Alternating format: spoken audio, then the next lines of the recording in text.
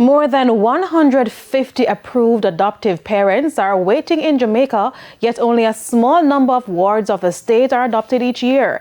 That's according to the findings of a study released by the Caribbean Policy Research Institute, Capri, titled Home Advantage: Reforming Jamaica's Adoption System. Carrie Simpson has the details.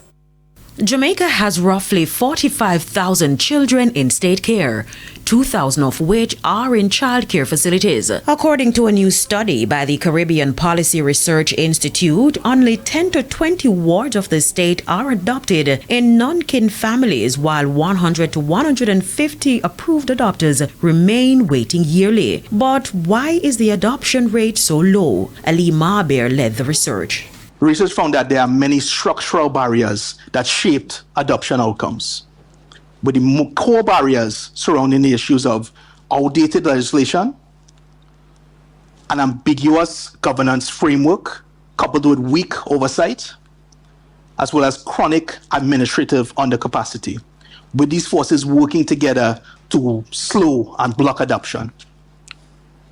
Jamaica's adoption law, it dates back generations to 1958, and it has never been revised since then.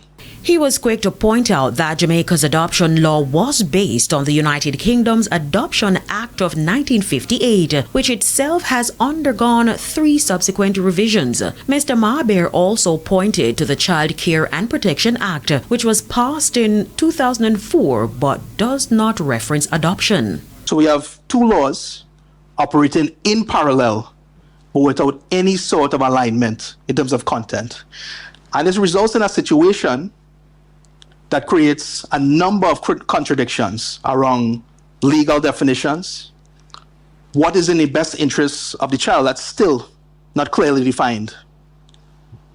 There's also issues around permanency planning, timelines, and a number of discriminatory provisions as well, such as restricting single men from adopting girls, and blocking unmarried couples from adopting jointly when there's no evidence these categories cause more harm than others. It is why the research has recommended a set of reforms that could make adoption a real tool. Is need to modernize the legislative framework by integrating adoption and child protection into a single coherent system under a single combined legislation. You know how slow the legislative process can be in Jamaica. So in the interim, this can be addressed via something like an MOU agreement. There's definitely a need to strengthen CPFSA capacity, more funding for staffing, ancillary support to ensure that they deal with that backlog and cases continue to progress along and those caseloads are reduced. Carrie Simpson, TVJ News.